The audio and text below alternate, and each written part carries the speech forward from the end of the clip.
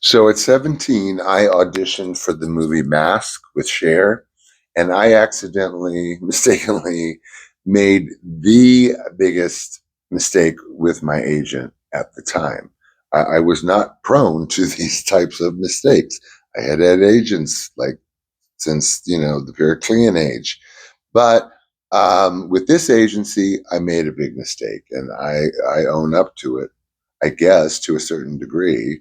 I had been with this agency, the Artist Group Limited, uh, for I don't know a couple of years, from I don't know 16 to 18, something like that, and they were my last, and I'll tell you why. So one of the projects that came up that your agent calls you, all enthusiastic on their behalf, about was Mask, with Eric Stoltz and Cher. So at this juncture, we don't ever kind of really know unless it's a big director, a big movie star, and whatever.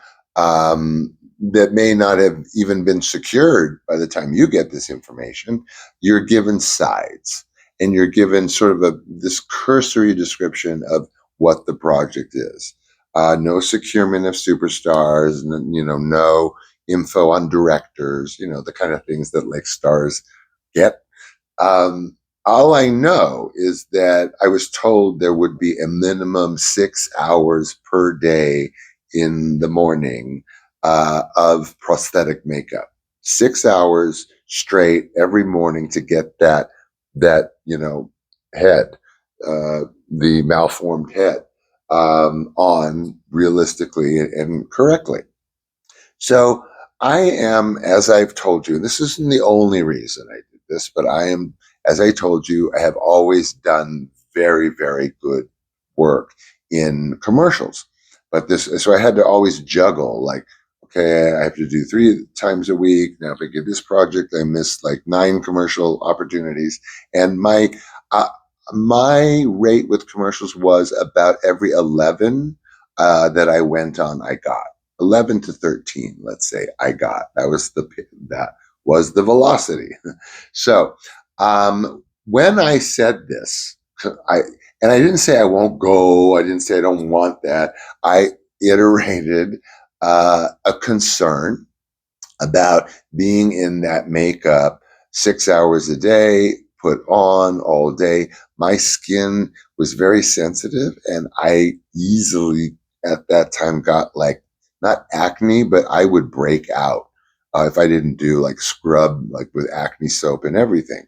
So I knew that was I was in for. And then the juggling the commercials, which is where the big money is.